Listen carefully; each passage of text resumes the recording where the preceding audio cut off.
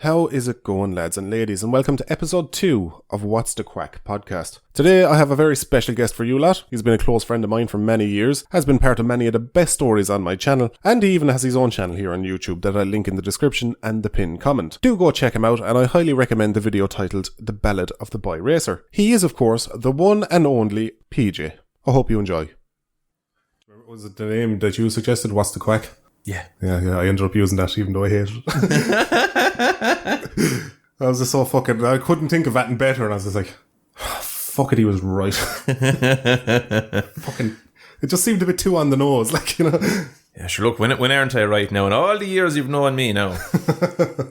Can you outline one time I wasn't right? You'd be hard pushed, I'd swear.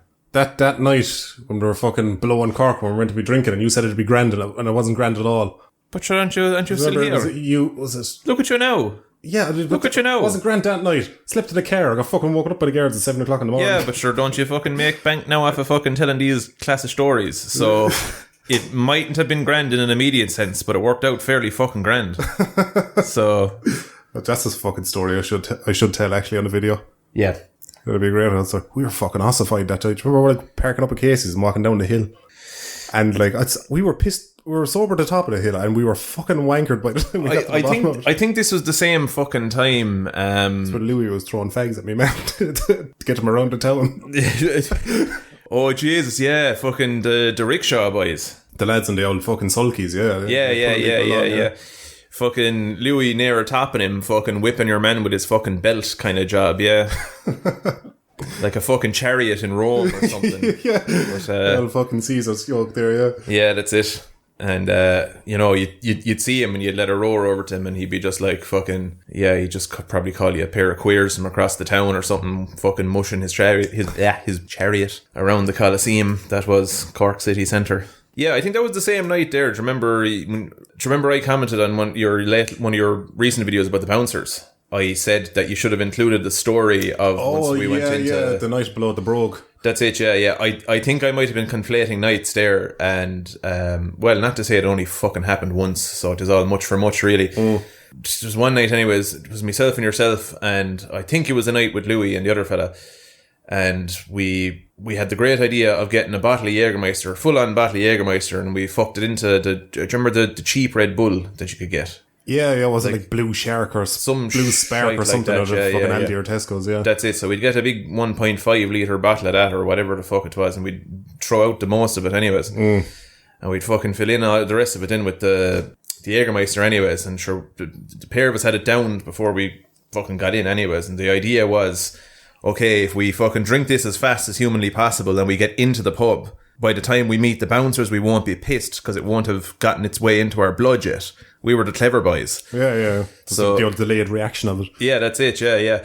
But whatever way it panned out, anyways, sure, we got in the door the finest. I don't know how long we lasted in there, but I don't even remember this happening. This is just purely you telling me the story. But supposedly I dropped, just face planted in front of a bouncer. Yeah. At one So point. what happened if we were in there for? Turns to you, says, get that lad up off the floor and fuck off. Yeah. So what happened there was we were in the Brogue for about a half an hour. I remember I wasn't actually overly sauced myself at this point. And you turns to me and you're like, oh no, you were going to the bathroom. So you fecked off to the bathroom there anyway. And you were fairly steaming at this stage. This was old Brogue, I believe. Yeah. This is before they went getting notions and doing the place up. Before they done the place up. But you were already fucking steamboats there going to the bathroom. And was maybe about 5 minutes later, I was like, Jez, I must go to the bathroom myself now. Make sure PJ's alright and abroad. So I was queuing to get into the bathroom. There was a bit of a bastard queue there. And as I was standing in the queue, you came out of the bathroom. Right, it's a good start. And saluted me. And as you saluted me, fell straight in your face on the ground. And I just went to pick you up. And as I did that, I noticed a shadow beside me. I turned and looked. Big fucking bouncer standing over you, looking down at him. Then looks at me. Obviously, you can see that I know you. And just went to me. Get him out of here. And I was just like, yeah, okay, I can't even argue his case here. He's flattening his face in the fucking ground. Yeah. The old centre of balance was such that probably when I saluted you, I probably fucking threw the whole thing off and just good luck and thanks. Yeah, you kind of stopped focusing on walking when you were saluting, and the legs just kind of went. Yeah. They buckled. Yeah. Well, I'm surprised I had the space to fall down because they used to fucking jam that place like a fucking traveller's wedding. Oh, stop. So, because that was still early in the night. I think it was only about 12, half 12 or so. And I was like, oh shit. So we're outside the Brogue, and I remember was ringing Sarah because she was saying she was at a house party. Oi. And I was just like, Jesus, she could look after her here now and I can go in and knock a bit of crack out of the rest of the night there, like, you know. Oh, sniffing for yeah. gold. So I give her a shout there anyway, and she was like up at some lad's flat and she gave me directions. He's like, yeah, drop him up there, I'll look after him. So I was like, yeah, fine. So I walked up the road for 5 or 10 minutes. I then spent 45 minutes outside the flat ringing her and she wouldn't fucking answer the phone even though she answered it not 5-10 minutes beforehand. And then eventually I think I just brought you home then for a finish. I don't think we had the flat at that stage. I think this is the trouble you see now because it's getting... So many fucking nights running together. Yeah, the more fucking time goes on, the harder it is to discern what night was what night because we lived in Cork for a spell. I'm still living in Cork, but... Yeah, we had a Gaffing Corp there for, I don't know. We'll say for our sake of argument a year. I don't remember how long, but that particular night now, I can't fucking place what happened after the fact. But yeah, geez, we had a good few nights in that little gaff that we had. We used to live in a gaff over the Burger Shack, which is still down there. Yeah. That was fucking where we did nothing but fucking ate Subway. Subway, that's it, yeah. I've never eaten a Subway since we've moved out of there. I was so sick to me fucking whole of Subway. It was just too handy as well, like, because it was just next door, like, so you wouldn't be fucked going anywhere. Sure, that's it. Like, it's a pure nuisance having to go away doing fucking shopping and all that fucking shit. Yeah. Although it was during that time I perfected the one meal that I can cook today, thanks to your tutelage. The old stir fry. Oh, the stir fry, yeah. Before that, the fucking full extent of my ability was toasting a pair of waffles in literally in the toaster. I'd fuck the waffles into the toaster and then I'd a fucking hooch a heap of cheese in them and the cheese would melt into it then, so you'd have a cheesy waffle.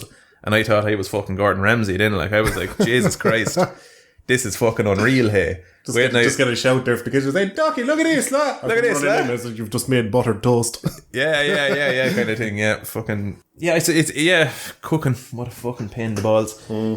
Yeah, sure, I'll probably throw it over to some questions there that we're getting from the old audience. Right, yo. Draken Boy asks, what would describe living with Ducky in a couple of words? I suppose since I did the kind of whole video about living with yourself and Hef, that people are curious because it was in one video in particular I said that I mentioned all your traits and flaws. Yeah. And then, of course, I said I was perfect because I'm perfect. Yeah, fucking perfect. Yeah.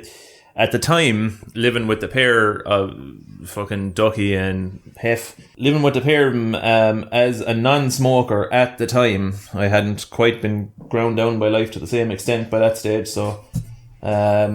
But at the time anyways, as a non-smoker, it was a right fucking pain in the hole because if you put anything fucking down at all, that joke was an ashtray. If you took off your fucking shoe, there was one of them tipping fucking ash into the bastard thing. Oh, for fuck's sake. Like, if you lay down on the couch on your side, they'd be tipping fag ash into your fucking ear. It was an absolute pain in the fucking hole. I swear to God, the ceilings were fucking black. Yeah, there wasn't a fucking thing in that house that wasn't used as an ashtray at one stage. Yeah, that's it. Like, just go back to the toaster there. Like, you just pop your toast, it's fag ash all over. That's it, yeah. When it springs, you'd get this black cloud up out of the fucking thing. It was an absolute fucking pain in the bollocks.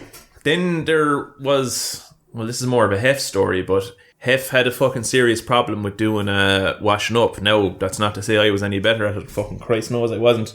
But if a plate that he had neglected had went to the point that it had started growing fucking mould and whatnot, he would just elect to fuck it out. So... Yeah, that's the thing though. We didn't really use plates and cups all that often. Do you remember Hef went off there one day and he came back with a 12-pack of disposable plates he got inside Dunn's so he wouldn't have to wash up every time he ate. That's right, yeah. My ex-own one at the time was fucking, like, that's horrendous. Like, that's a fucking terrible idea. And I was like, what are you talking about? It's a fucking brilliant idea. It's the fucking greatest idea ever, let's be fair. Like, I was tempted to do a few times here just so I wouldn't have to be doing the wash up. Yeah, Jesus. I was fucking half tempted to get onto a cash and carry someplace and say, bring us down a fucking pallet of those fucking paper plates to fuck. Yeah. And fuck this washing up, like. I mean, when you square it this way, that you've got, a finite amount of time to live, I think this is a fact that people are fucking way too divorced from, and they think, that putting up with shit is fine because, sure, Jesus, they're never going to die. But, my point being, life is too short to be wasting doing fucking washing up, so... Fuck that. Yeah, it's fucking really not enjoyable as well. You notice that when you like start living with a woman as well, because they go fuck, they like everything spotless, like, and their standards on what they consider dirty.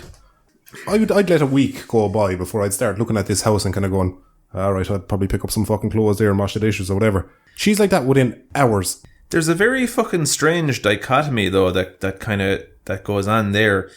like, in one sense, women are cleaner, alright, but then in another fucking sense, Jesus, they love shite, like, they love filling a gaff to the rafters with fucking crap. Oh, to do fucking Connie's big one now. Candles.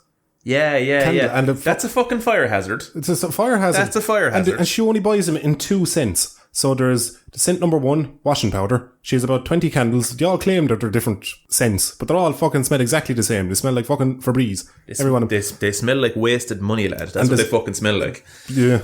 And then the second type, which is the worst, is the one that smells like a chemical irritant that gets into the back of your throat. You're walking around the house going, what the fuck made her think that this was a pleasant scent? So you've got your chemical irritant, you've got your psychological and emotional irritants, you've got the whole 9 yards there. Like, one thing that you could be fucking sure of is you're going to be fucking irritated. Yeah, well, that's your fault. That is my fault. Yeah. Suppose for the listeners there, I think we had a question there a while ago. How did you meet the woman? That's on me. Yeah, it was your fault. Yeah, because as you'll soon discover, it was on the last podcast I did with Connie. We did you mention it? Yeah, we mentioned we pretty much covered it, like so. Oh, right. Well, still, I'm going to take my chance to kind of go like, yeah, Ducky's getting big now and all that kind of thing, but I'm the man behind the curtain. I've been orchestrating his life since the year dot. I've big fucking Truman Show job. Yeah, that's it. Yeah. You're up there in the little fucking room there, looking out the glass with your hand pressed against it there. That's it. All of his joy, all of his misery was a fucking... that was me. It was all... Fall for Radiation asks, question for PJ. Right. What is the most frustrating game you've ever played? Game of life, man. It's fucking nothing. Yeah, anyway, no, seriously. The most frustrating video game would be... I suppose I'm going to have to say Bloodborne because I broke my hand playing it. Oh, do tell that story. That's a good story. Because I remember when I did that video about you busting the fucking headboard. Yeah. And like anything in my videos, people tend to question the validity of it. So do tell about the It's true. It's true. Well, first of all, I'd like to say, with that whole thing, once you're living with a pair of dickheads, you have a fucking kind of a pent up anger, and you mightn't be fucking particularly. You mightn't be a violent man, so rather than fucking give the cunts what they've been looking for a good while, a good boot in the fucking hole, you just tend to kind of quash it down and kind of go, look, it's fine. But sure, then you'd be fucking playing a game or something and it might be going your way, and sure enough, all this pent up fucking rage would start fucking leaking out anyways. But fuck you, lad. But what was I going to say? We never fucking helped in that situation. No, you most certainly fucking didn't. The problem is you used to get so angry at the games, like vocally, and you were like kicking shit over and everything. Yeah. And myself and Hef were just like, it's kind of annoying, but how can we spin this into a game for ourselves to knock a bit of amusement? So that's when we just start like pestering you. Like every time we hear you scream, and just like, oh no, is the game a bit of challenge, lad? Is it? Oh no, it's horrible, lad. Would you not lower the difficulty, which would just annoy you even worse? Yeah. Well, I think I was a bit of a fucking masochist in that sense, like, because as you did point out, I did have a penchant for fucking playing the games in the toughest setting, like fucking Legendary and Halo being the worst offender, I'd say. Thank God I didn't fucking know you when you were doing European Extreme on Metal Gear. Oh, hey, fucking that's... Oh, Jesus Christ, I'm still receiving counselling for that particular one. I don't know, I think maybe I kind of... That was my way of venting, was losing the fucking plot playing these games, and unwittingly I kind of started to come back to that again and again. It was like a kind of a little session where you get to kind of blow off steam, because this is definitely going to piss you off. And you're equivalent to hitting the boxing bag or something. Yeah, something like that, because, fucking back then I wouldn't have been fucking, I wouldn't have been the most active of fellas. I'd walk to work and that'd be it. Yeah, so I guess that was it. But anyways, the fucking Bloodborne story. Yeah, so this happened when Bloodborne came out originally. There's a little small bit of backstory to this one. But I'd been working this job down in Cork where I was fucking in this repair centre where we fixed fucking phones and laptops and all kinds of gizmos. Anyways, that was the shop. That's what the shop did. And it was fucking hell on earth. Yeah, you're really fucking unhappy there altogether, weren't you? Yeah, Jesus Christ almighty, because once you're separating people from their phones and whatnot, and how hopelessly addicted we all are now to fucking technology and whatnot. I even see it myself. I'd say, like, I'd have nothing to check, no notifications, nothing I even want to see, but I'd notice I'm picking up the phone and I'm gone into, like, newsfeed apps. I don't even want to know the fucking news. I actively avoid the fucking thing, but it's just this impulse that I can't seem to fucking control anymore. But anyway, and I'm not even a social media fucking person. I only joined Facebook when it wasn't cool anymore because... You're a hipster. I have a bit of it in me, I suppose. But sure, look, no one's 100% sound. But except me. Yeah. Fucking, we put a bookmark in that one. We'll come back to that one.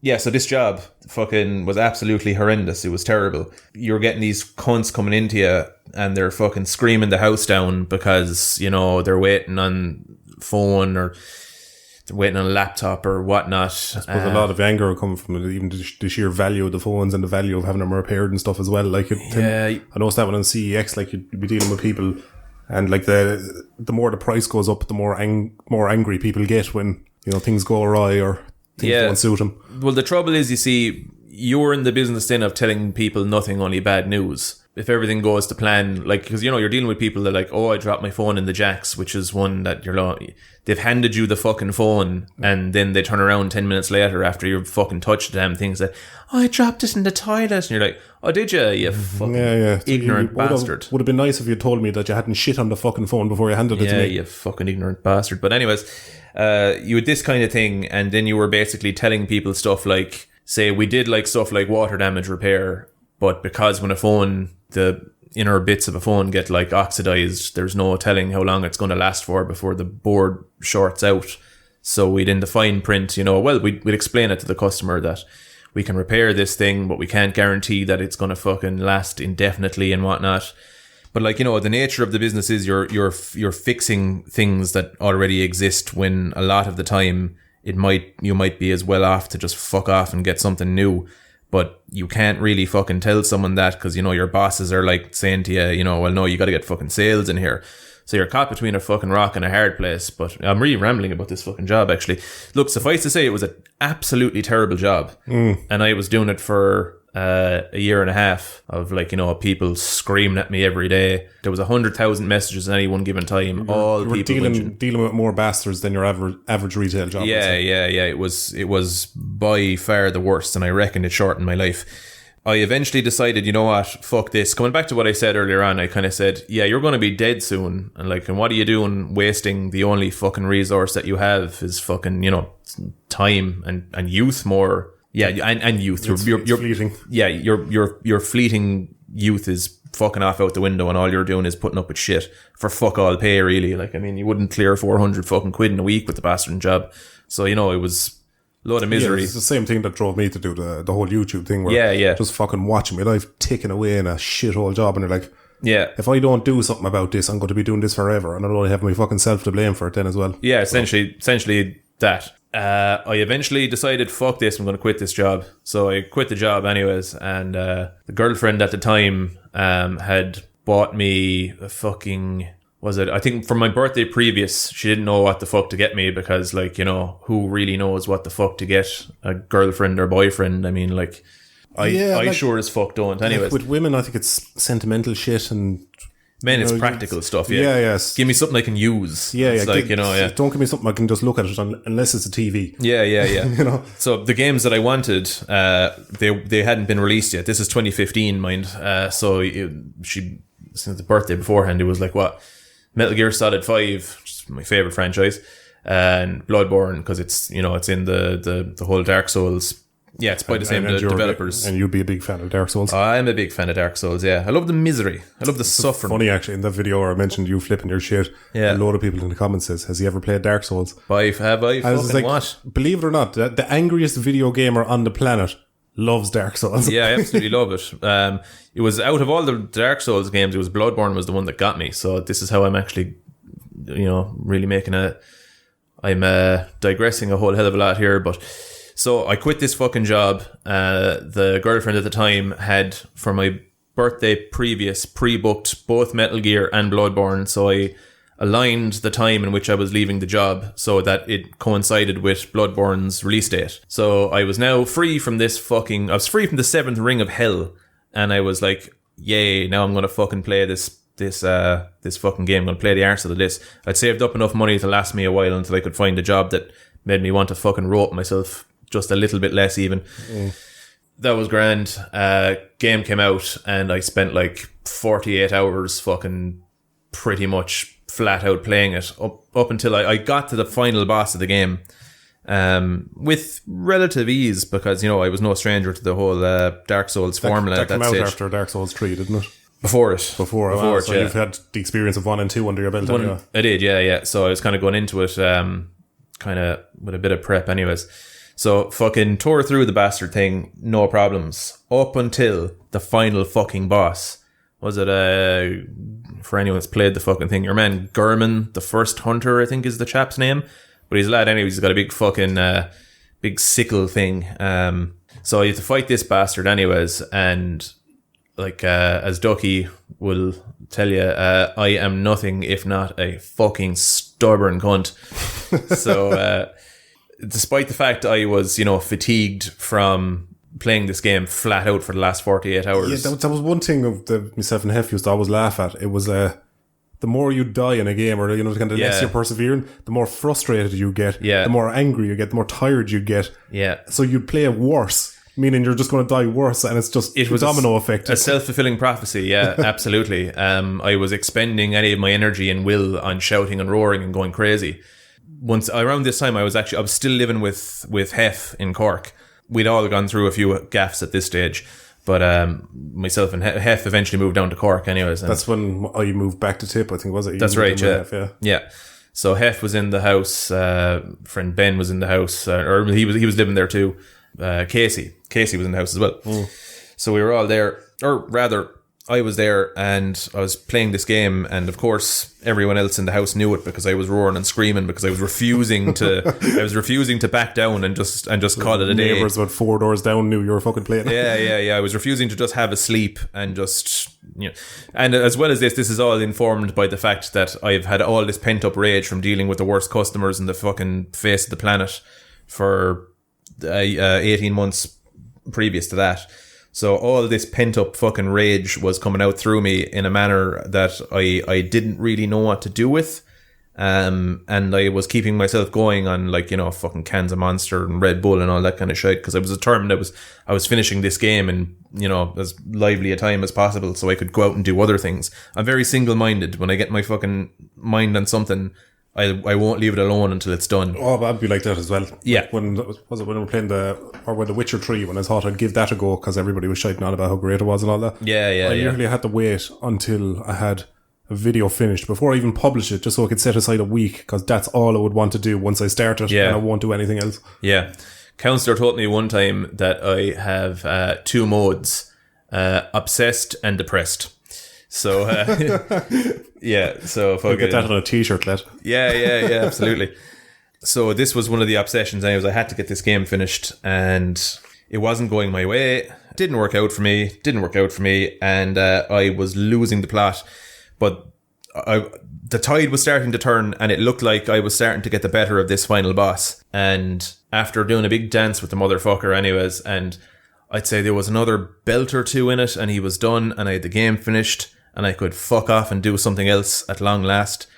All of a sudden, out of nowhere, he fucking pulls this move out of his fucking arse and one-shots me out of nowhere. After a flawless run, more or less, I was just taken out of the game by this move. I remember Casey was in the room with me at the time. Well, a controller flew past his head, barely grazed the tip of his fucking nose, hopped off the wall at the far side of the room.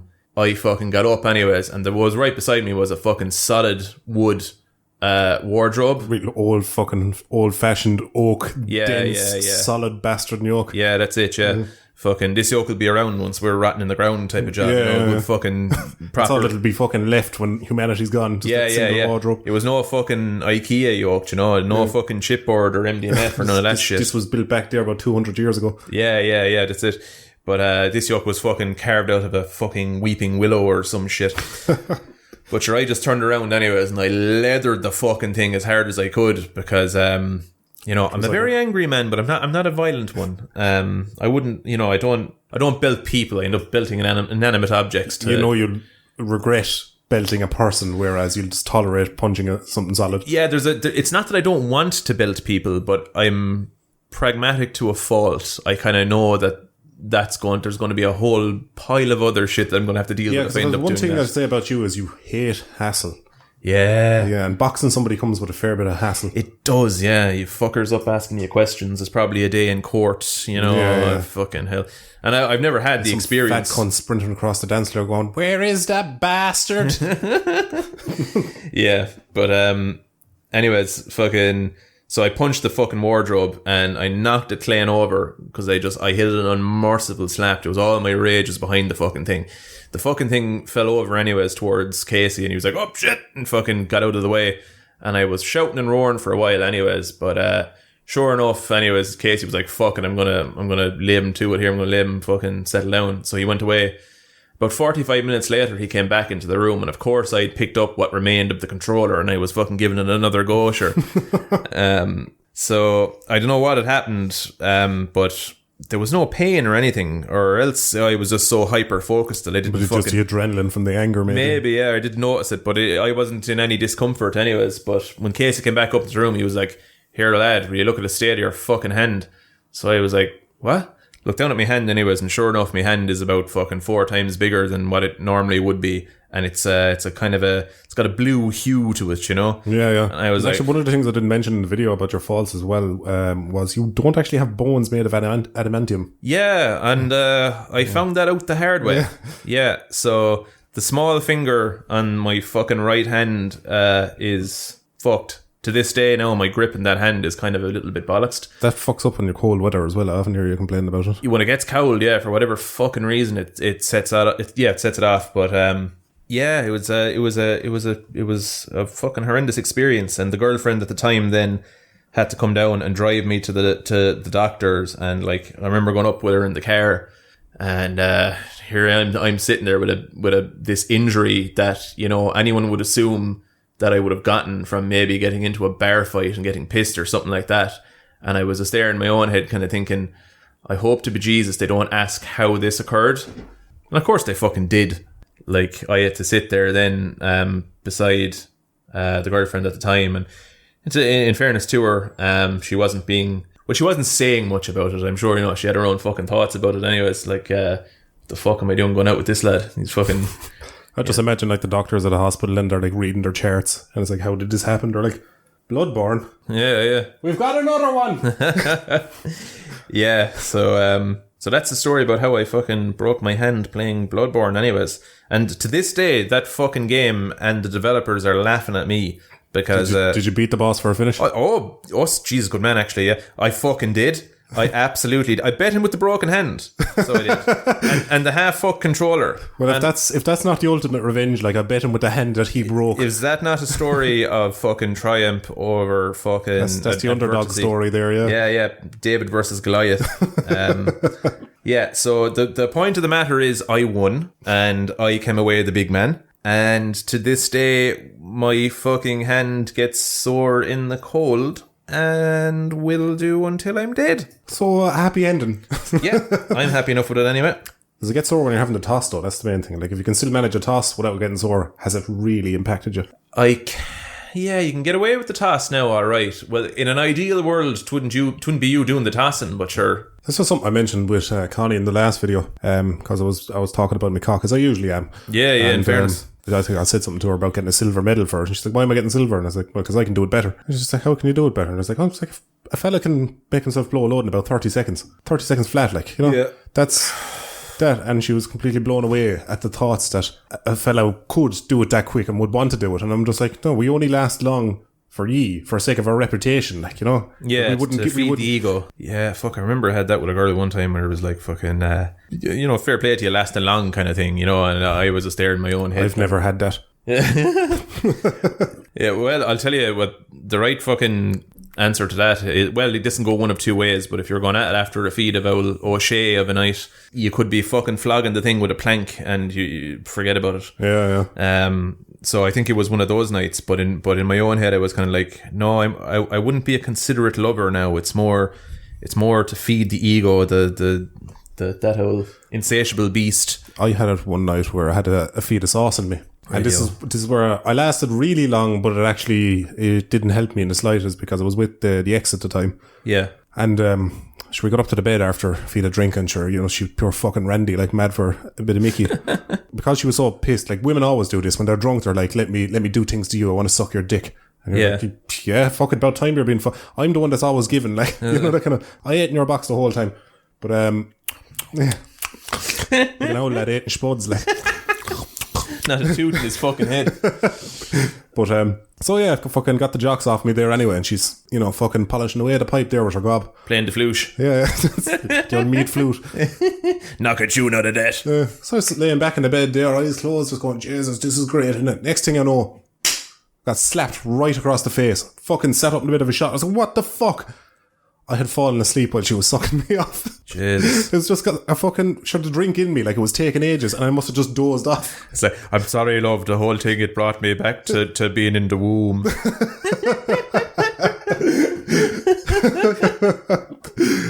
Oh God. But fucking dreamy, sleepy, nighty, snoozy womb. But the thing that made me laugh though is just the idea of me being passed out, her not knowing it, and she's still sucking away, and just the knob getting steadily softer, and her starting to doubt herself and her own skills, like. Yeah, it reminds me of this one time, anyways. Joe, where you'd be absolutely stocious, and I was at this house party below in Cork, anyways, and fucking ended up. There's this young one there. I can't even fucking remember her name now, but.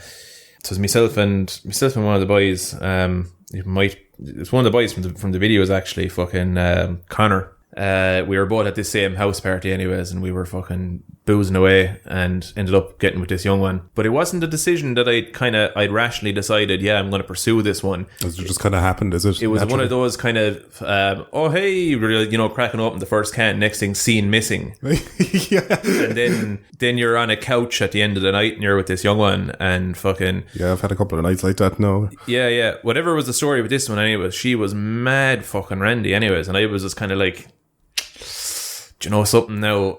I'd sooner snake home, fucking fire one off into the fucking into the sink. And is this now, because this is something I mentioned on the channel before about you being like really picky when it comes to women? Yeah, something like that. Yeah. Like I've yet to see you. So maybe in the history of you with women, I think maybe one of them was below an 8. Yeah, and that has a funny story with it. I'll probably do a video on it. Great stuff.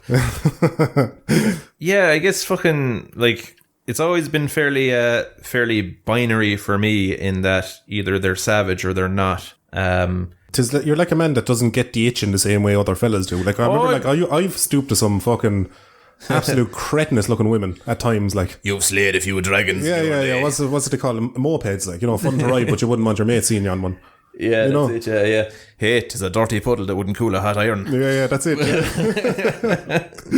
Yeah. So I've definitely had a few of them, but you're not a man that seemed like, for me, a lot of the time was, Jesus, I'm going to pull my teeth out now if I don't get a bit of fanny, like, because like you could wet yourself, but it's not the same release. Like you don't have the same cool down period as you would. Like if you got a full on ride, you could go a few weeks, if not months, and not be fucking getting too shook from the area. You have a wank, it might tie you over for a couple of hours. Yeah. It's always been a case for me that it's like there's repercussions to be dealt with. Like, there's the old saying, the old sayings, there's great wisdom in the old sayings, and that's why I have a particular fondness for them. But there's no such thing as a free ride, and that is fucking true right across the board. So it's kind of like, it's not a case of, you're going to get the fucking ride and let that be that, and you're like, oh hey, you get to fucking walk away, untarnished. But no, that's going to follow you, boy.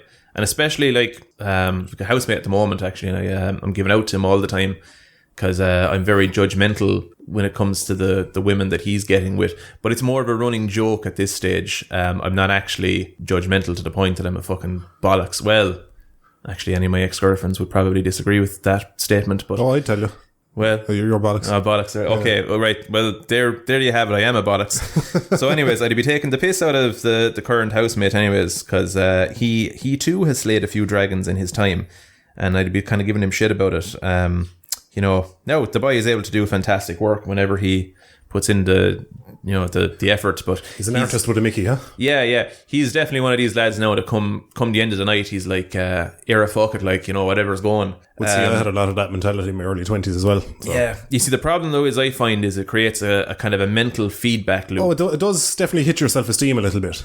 Yeah, because you're just like, you're not overly happy with yourself to be going to that level. Yeah. That kind of way. You don't come out of that unscathed. Yeah. Now, this was kind of hard won in my head, but I wouldn't be the most outgoing or fucking supremely confident fella now by any stretch of the imagination, but it was the kind of thing that I kind of learned as I got older, is like, as a man, we're not judged so much on our looks, thanks be to fucking Jesus. But speak for yourself.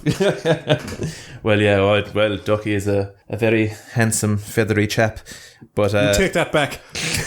Do you know what fucking day of the week it is? What is it? Oh, fuck it, 'tis Wednesday. Yeah. Right, look, that was a joke. That was a... Yeah. She was just having a bit of laugh. Didn't actually mean it. No, not at all. Ugly bastard. That's what he usually says. It's Frozen Peas Wednesday. It's not Gay Tuesday. Yeah. What was I talking about? Just the mentality behind shagging ugly women. Well, if we're just going to be blunt about it, I've no doubt there's going to be a few female listeners here that might think this is a bit harsh, but... Yeah. It's like fucking... This could tank your career, lad. This could be like fucking... I've done way worse on my channel. Yeah, it's in fairness. It's like fucking that misogynistic bastard. I've literally, 3 videos on my channel centered around women. Yeah. Living with a woman quarantine, and everything I hate about women. But, you were saying about how... Oh, yes. Looks and all that. So we're not so much like men, speaking as a man... we're very much kind of like, Jesus, you're on a bit of a ride. We're definitely programmed to be more physical in what we're attracted to. We're much more aesthetically driven, yeah.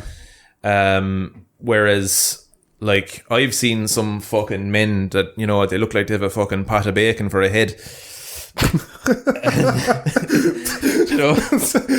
I just mentally constructed that in my head, and I was just like, Jesus, I do know a few lads that do look like an old slab of pork there. Yeah, that's it, yeah. And they'd be no reason, there's just red blotches all over their face and everything. That's it, yeah. But you'd see these bastards and they'd have the finest of women going, and you'd be wondering, like, what the fuck is going on there?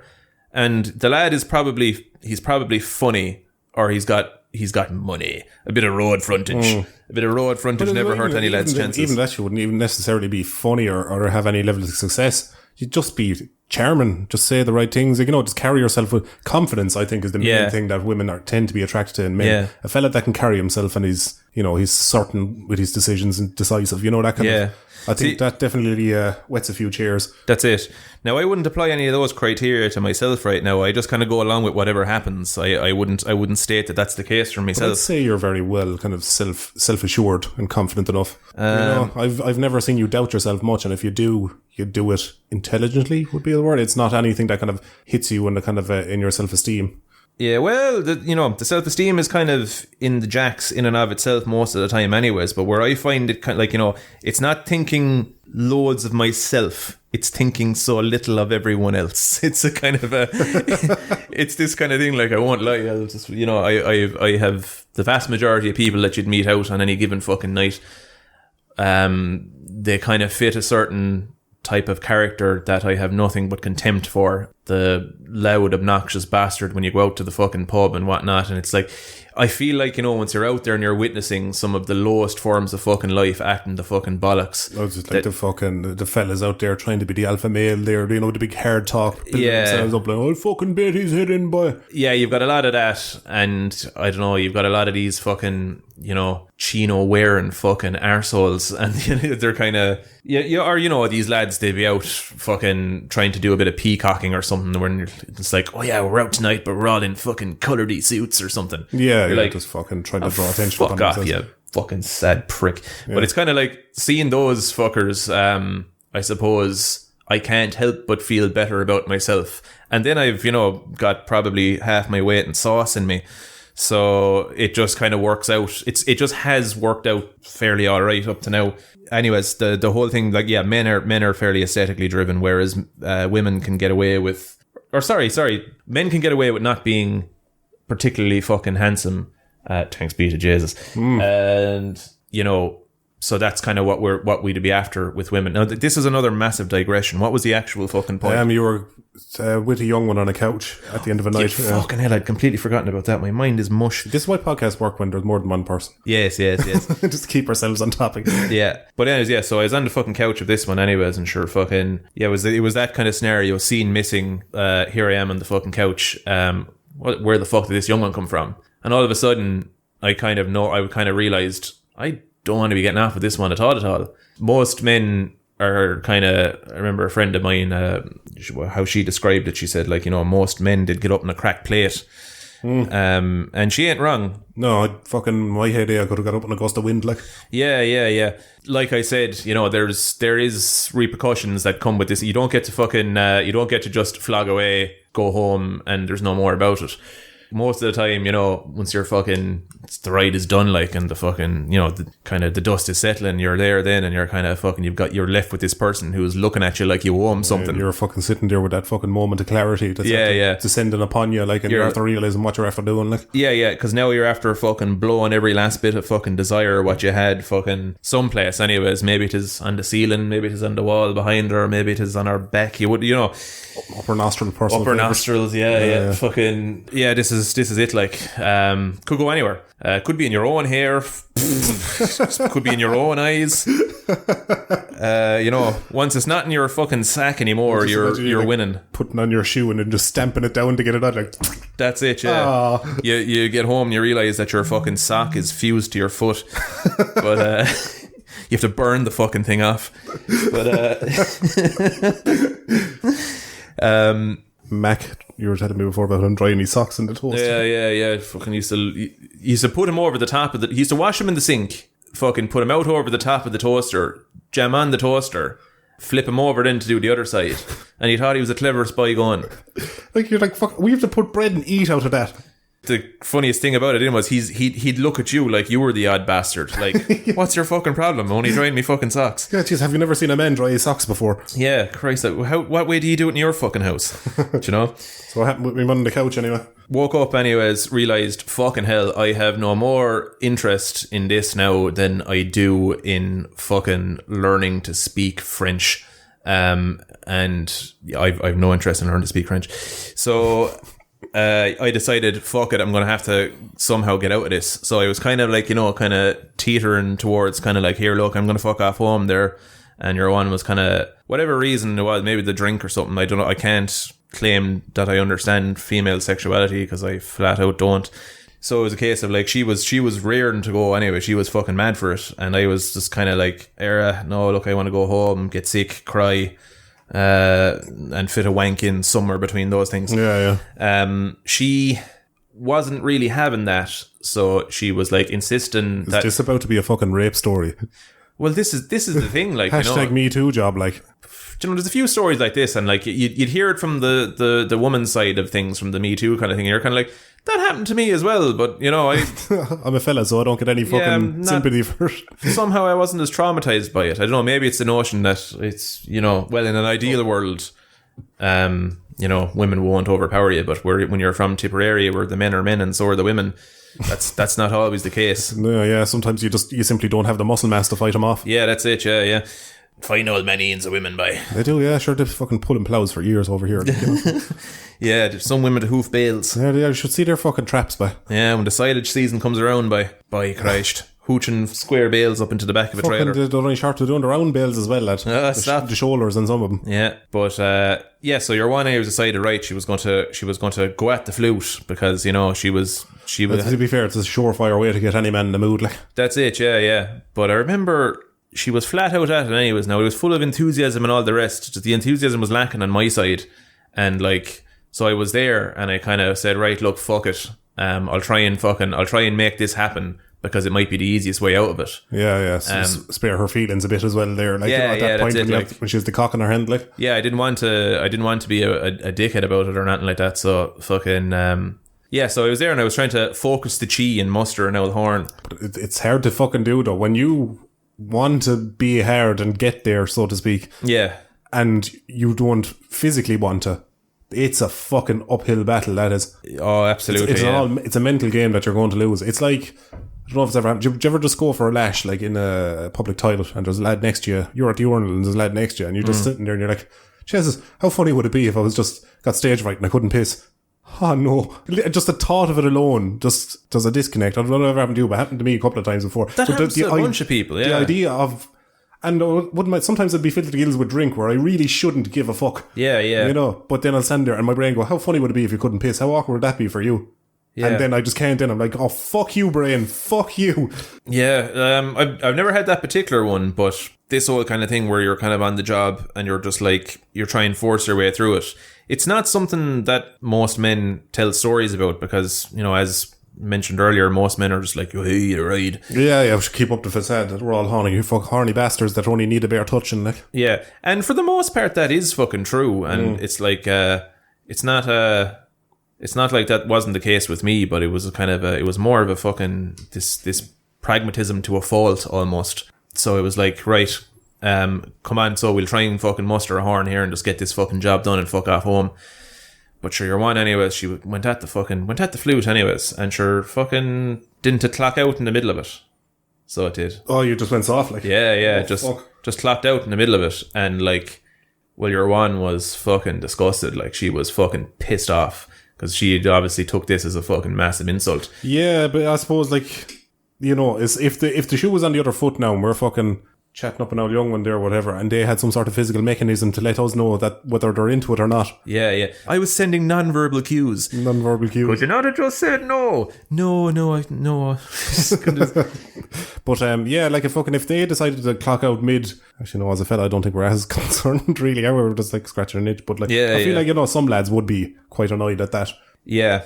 But like, yeah, so I could understand why she'd be annoyed because that fair enough. Brings her skills into question as well. Like that's it. And I remember I was trying to kind of go, oh no, it's just I've drank too much and yeah, fucking sorry, it's not happening. Fucking dick has just gone to sleep, kind of job, you know, because I didn't want to be a fucking wanker about it. Like, I mean, at the end of the day, here's this one going at your fucking flute. I mean, yeah, like, you don't fair play, you know. You don't want to spit in the face of that, like. Yeah, Christ. As I've often fucking touted on the channel there, like, you know, men love them a slut or a young one who at least put out quite easily. Like, there's a man alive realistically that doesn't like them. Yeah, you definitely shouldn't be complaining about that, like. Yeah. So, you know.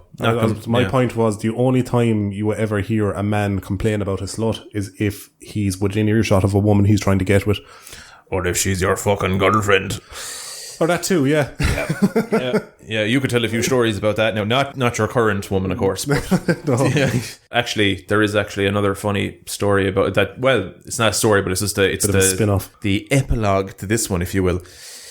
But I remember that was grand, and the fella, Connor, like, who was gaff it was at the time, fucking, we actually met in the pub that night, and he saw me with this one. He goes, oh, you're now he was telling me back this story because I don't remember everything that happened in between because I was buckled. And whatever instinct I had that this one wasn't for me, it was a strange one, because I was saying it to Connor anyways, and Connor turned around to me and he was like, so did you do the job with that one? And I was like, no, but I just, when it push came to shove, I just wasn't into it.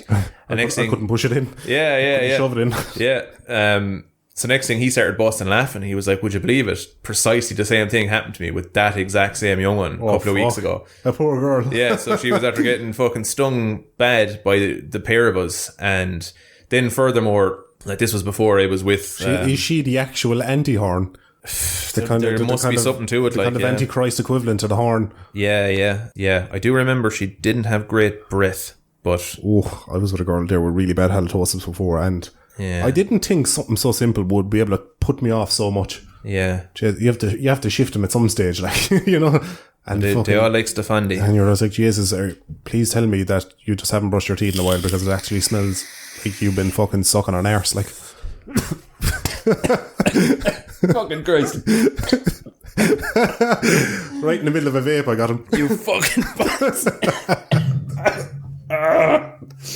Just walking up behind some lads there, just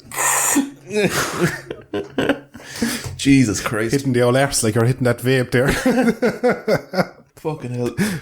But what was I going to say anyway?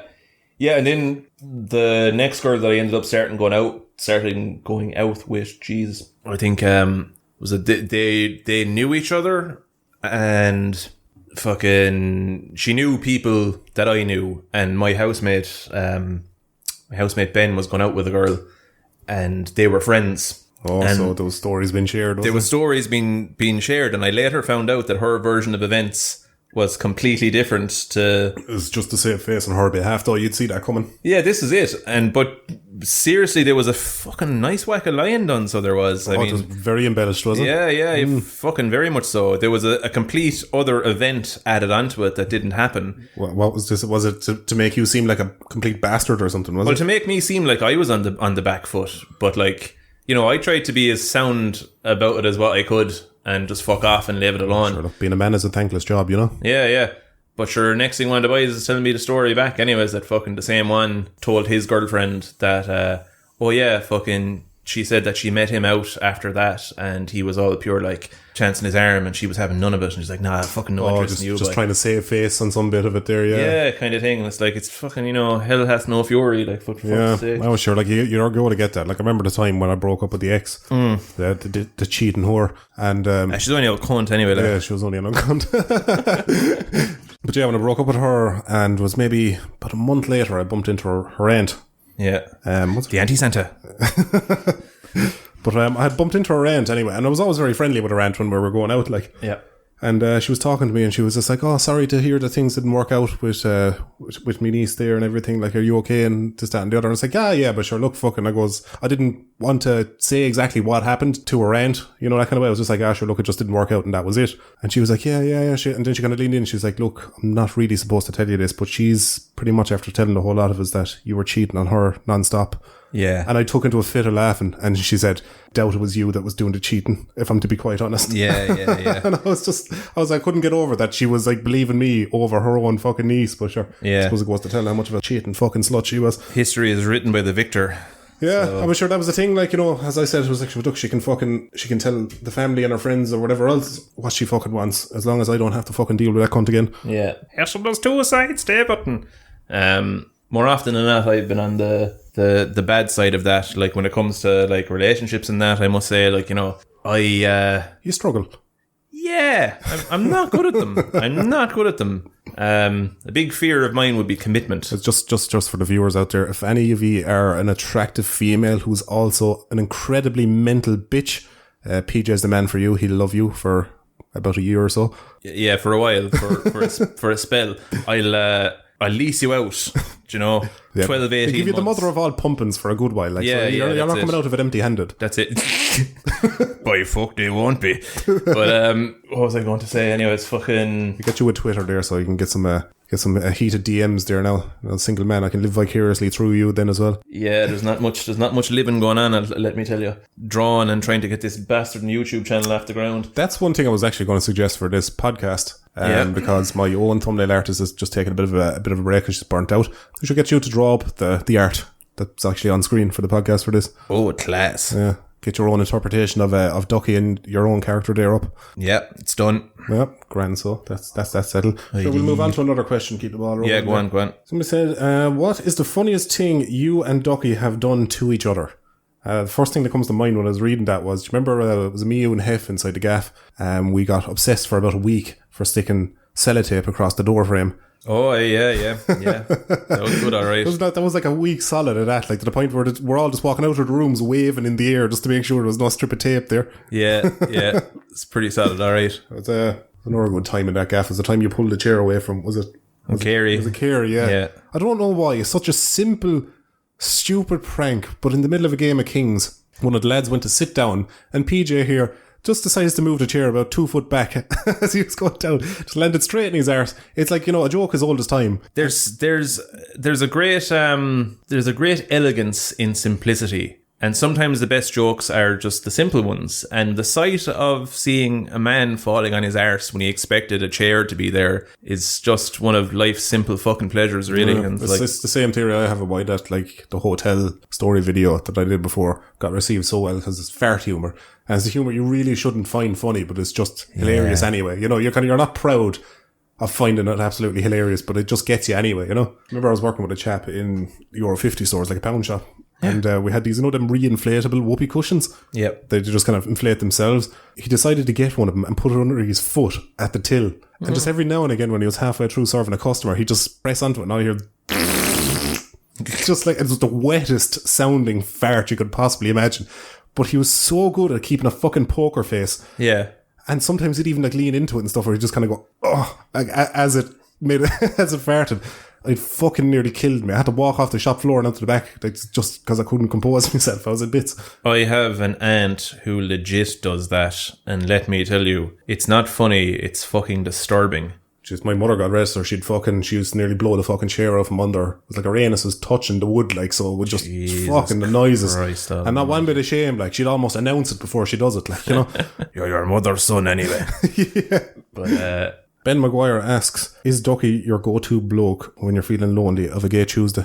It's different fellas for different things. Yeah, it kind of depends, like, there's a kind of a... Like, if I wanted to feel special, like if I wanted to be hugged and stuff, yeah, I'd go to Mr. Daly there, the co-creator there in Just the Tip channel, because he's lovely. He's very, very soft, very easy to talk to. I feel like he'd give you a cuddle if you wanted one, That's right. For the last session that we were on, sure, even fucking I think he kind of took it upon himself to kind of mind you for that night. Yeah, but that just was fucking flaming, but yeah, the lad I'm missing, like, I feel the fear bubble up in me when I'm thinking about it, but I'm missing 5 hours from that night of memory. Yeah, and there was no talking to you either. Like, I mean, at one stage there was no two ways about it. Like, we were down below in Cork, and anyone that's familiar with Cork, you probably know the lock. But we were at the lock, and this was about fucking 6:30 in the morning. There's a bunch of about 5 of us, and we were fucking absolutely... I will prefix this with, like... Steamboat Willie. I had a bottle of rosé in me and a bottle of whiskey in me, like, at that stage, like, fuck. And I don't know why, the rest. I'm guessing and the rest. And I'm guessing with the whole COVID, I just assumed my tolerance had gotten a lot higher. It turned out not quite that high. Yeah, but, there was no talking you out of putting your fucking legs straight into the fucking lock. But here's the thing, I remember that. You do? Barely. I remember I just wanted to sit on the edge, but the thing is I didn't realise the water actually was up so high. Yeah, because I was pure cross-eyed with the drink, like, so I couldn't see, my depth perception was fucked. So I just plopped myself down. The second I plopped myself down, my feet just went directly into the water and whoop, bollocks. Fuck yeah. Yeah, Jesus. But it was the second time we went to the lock, because the next morning I was talking to you and you were like, do you remember the lock? And I was like, oh yeah, I remember for the most part there. And you're like, yeah, sure. And we met the other two lads there the second time we went down. I was like, yeah, the second time we went down. The first trip to the lock went so well that we decided we'd do another one. We do love a good walk with drinking us, don't we? Especially when you've been fucking cooped away in the house non-stop for the last year. Like, you need to get out and about. This is it, yeah. We were the liveliest lads out anyways, but we ended up meeting another pair of boys, one of which he's called around to the gaff since, for the old chat and the drink. But yeah, he's added me on Facebook now, but the problem is I was so ate with the fucking fear the day after because I was missing so much of my memory. Yeah. That I'm like, God knows what the fuck I was talking to people. Like, just any inhibitions or fucking filter I had was gone. Like. Yeah, sure. Once we were walking home, we had to coax you back out of someone's yard as well, because you got into your head that you needed a piss and you couldn't discern the difference between someone's front door and a Jack's. So fucking up to the front door you went anyways.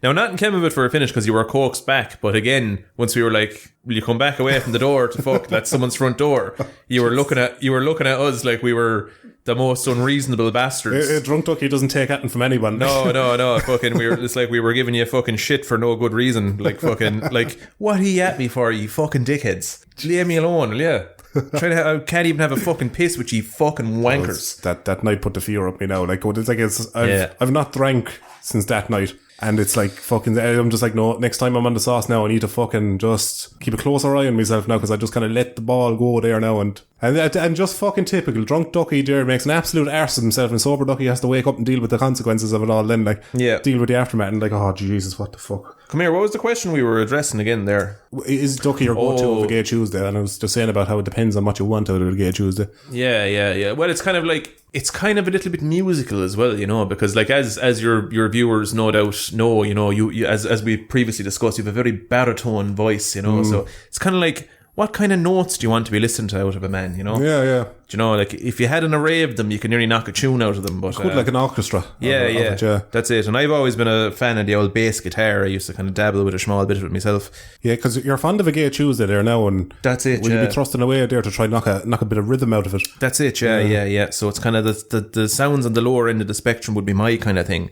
So if I was in that kind of mood, for a bit of old distorted bass or something, I'd be straight on to Ducky. So that's, and you distort the shit out of that bass then at times, wouldn't you? Oh, you fucking... Stop to be times there now when I come back from a gay Tuesday Cork there now, like, and I'd be fucking limping in the door there, like. That's it, wincing with every step. Yeah, that's it, like, you know, and fucking... Tears in your eyes. And the missus to be there, like, fucking looking at me going, geez, you alright? I was like, she's yeah, I'm grand, why?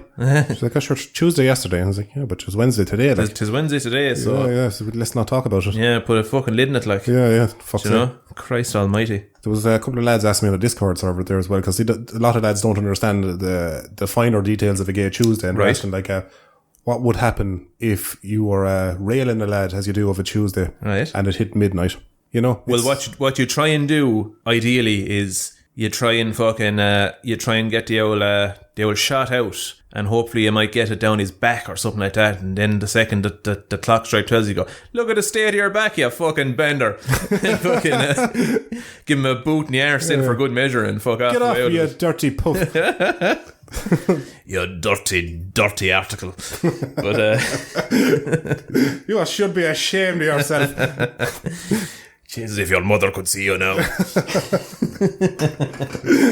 But that was my answer to him. Is it's like, well, you wouldn't be having sex with a man after midnight of a Tuesday. Yeah, Jesus, what are you, fucking queer? Yeah. Christ, Jesus, no respect. No, mother of God, yuck. Horrible. Jesus, we've got a more serious question. Because when I put the post up, I said, like, maybe if you're looking for some advice, because I think we've been lads for most of our lives. Okay. And we might be able to offer some advice to the younger lads out there. Yeah. So this one comes from Tony, who asks, I'm 23 and I've lost touch with the lads I knew from school and beginning to realise my social circle is getting smaller every year. What's your thoughts on social isolation young men feel in Ireland, and what ways have you found to best make or keep up friendship with people, especially during these coronavirus circumstances? Ooh. Well, I think, like, inherently men have a massive advantage over women just to begin with when it comes to maintaining friends. Because at least me and most of the lads I know can go very long time, like months, if not even years, without talking. And it's, you know, you kind of meet up and nothing's said about it. There's no ill will about it. Yeah. You know, and that's fine. Whereas you'd have to fairer sex with women and stuff. Couple of months will go by and they'll start harbouring grudges over it. You know, why aren't they keeping up? Why aren't they staying in touch? Why aren't they talking to me? Yeah, so they have it in the inverse as well, when they haven't seen each other after fucking, 9 minutes or something. There's a big fucking fanfare. Yeah, that high pitched fucking squeal they let out there that fucking shatters every glass in a 5 mile radius. Yeah, every dog in the vicinity going, Yeah. But the other thing I would say, 23 is probably around the age your social circle starts to get a bit smaller anyway. Like, you do have friends and they're going to go off pursuing their careers, or other women and, moving away and stuff like that. I read a study that said 25, but it's all much for much, really. Yeah. But that's definitely a thing that happens, all right. Even now, I'd say, like, compared to us in our early 20s, our, like, friendship circle is way smaller than what it was way back when. Oh, absolutely, yeah. Like, but I would say, like, the core friends are still there for the most part. Yeah, the B team are gone. Yeah. But, you have the A team. And hopefully, in an ideal circumstances, you played your hand right there. Like, I mean, it kind of helps if you're a good judge of character, and, like, more often than not, if you are a good judge of character, you'll find that the lads you were hanging around with will still be around when that shit starts to happen. Like, myself and himself here, and I would say, like, we were in school together and everything, and I was talking up there this morning because somebody asked a question about how long we knew each other. It's about 16 years we've known each other now. Is it that long? Yeah, I was about 14, 15 at the time I was mates with him. Yeah, that's how I met right. you. Yeah. If you play your cards right, like, fucking, you've made fairly solid friends, and they'll still be around. But say a good mate of ours, a mutual friend of ours now, he had to move to England because of, fucking life. Like, that's Dara. I'm going to have him on a podcast the next time he's back as well. Yeah. He had to, Ireland has no jobs for teachers, essentially, because it seems like everyone did a fucking arts degree and, kind of didn't really fucking know what they wanted to do. And then after they had the degree done, that's a big problem with the, like, I could go down a rabbit hole here now, but I'll try not to. But it's a big problem over here in that, like, you've got a gun put to your head in 6th year by whoever your fucking career guidance person is, and they're like, fill out that fucking CAO, and you have no fucking clue what you want to do. Yeah, I hate that. It's like you're asking teenagers what they want to do for the rest of their life. Yeah. I wouldn't fucking trust teenage me to cook a fucking pizza, much less pick my career to do for the rest of my life. I don't know what I want for fucking dinner. Yeah. What the fuck are you asking me this shit for?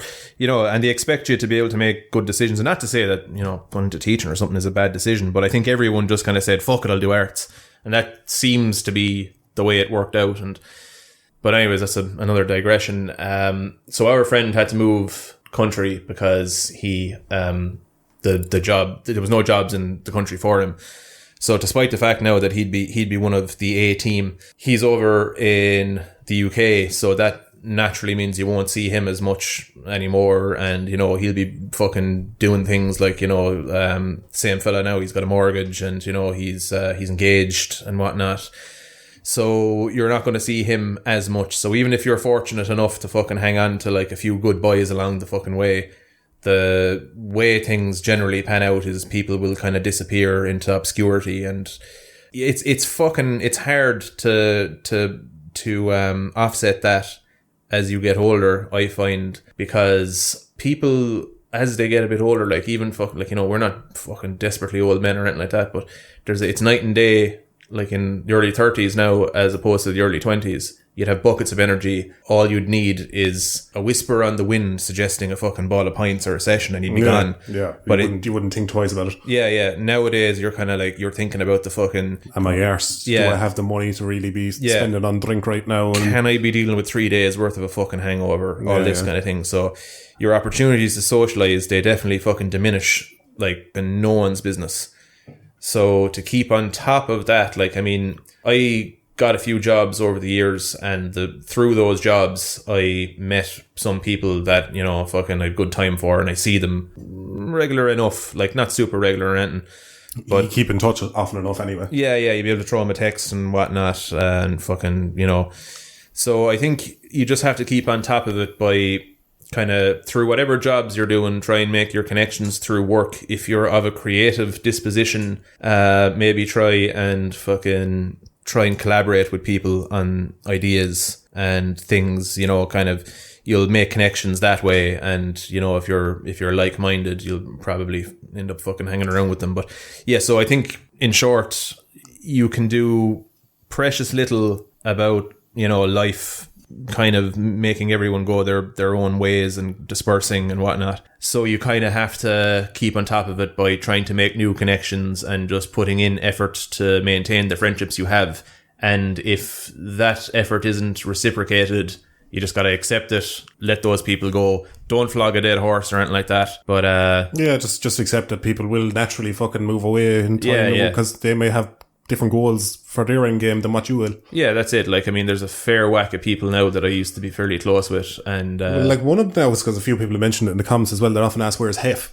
And am I going to have Hef on the podcast? Yeah, and stuff like that.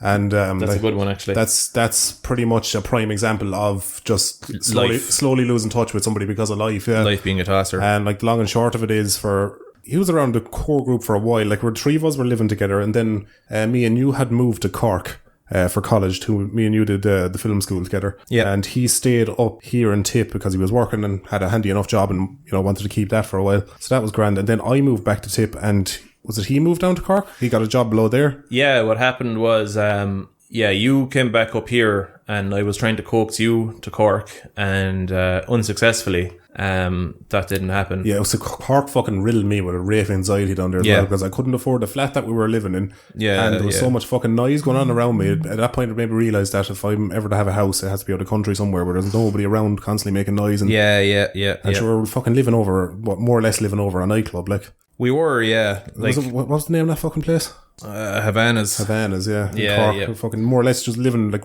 right across the street from right across the road. The time we were living there as well was that fucking song, Joe, that I Follow. Oh yeah, I know, you're all walking down, I follow. That's the one. Fucking shouting down the road at fucking 3 a.m. Not that I was sleeping at 3 a.m, because, you know, that's just me sleeping better. But it was just really annoying to fucking hear every single fucking night. Yeah, obnoxious cunts is never a sound that's fucking easy on the ear, no matter what hour of the day it is. Not at all. So basically, so for my fucking time living down there, that just left me with a rake of anxiety. Like, I was I was riddled with it. I was like, no, I need to be back in my safe space for a while now before I do anything. Like, yeah. So Hef shifted on down there, then he started working below. Yeah, I managed to get my wicked way with Hef anyways. I badgered him until he fucking came down and he got a job below, and that was grand. And it was actually, here's another example of me being the man behind the curtain, or the puppet master, or all this kind of things. Like fucking, I was actually Hef's best man at his wedding, and I took credit in the best man speech for them getting together. Them getting together, because had I not badgered him into moving to Cork, he would have never met his now wife, and then that event wouldn't have been occurring. So and we'd all still be friends. And we'd all, and he wouldn't have fucking disappeared off the face of the earth there fucking 4 or 5 years ago. Yeah, I have a lot to answer for. You really do, yeah. I definitely do, yeah. Like, as I said earlier on, I'm also... You slapped the ball and chain on my ankle. Yeah, slapped the ball and chain on his ankle too.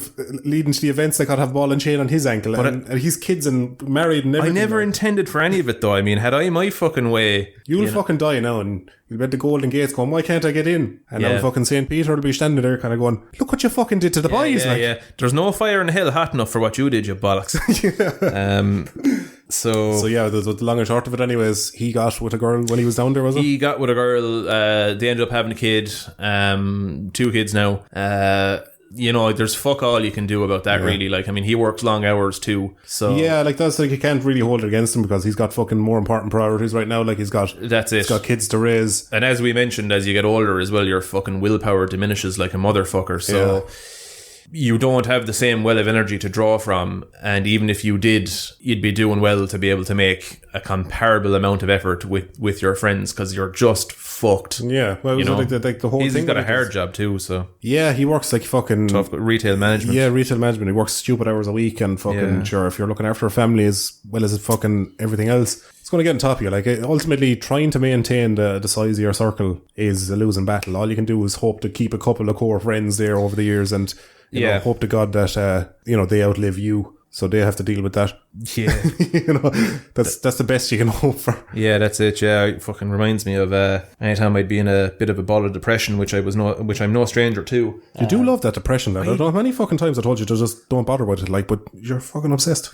Yeah, I don't know what it is, man. It's just, it's very alluring or something. It's just like, oh, for fuck's sake, why are you depressed again? Didn't I tell you not to do that? Yeah, this is it. Sure. Fucking, whenever I'd be in one of those states anyways, I remember I used to always be getting threats from the 2 boys anyways, that were I ever to act on it and top myself or anything like that they would proceed to tell everyone at the crowd, or at the everyone in the crowd at the funeral, that I was in fact all my life a raging bender, and loved nothing more than a good throbbing flute in and around. Yeah, like mouth. Fucking, if you ever top yourself, like, I'm going to be telling everyone that you were found with a belt around your neck watching gay porn, and it was an accident that actually, you liked a bit of chokey porn, like. That's it. A solid enough deterrent. It would be, yeah. Nobody wants to be left with that reputation, like, The only danger is my more nihilistic fucking tendencies would tell me this kind of like, yeah, but as soon as you're dead, it'll be as if you never existed in the first place, so let them say what they want.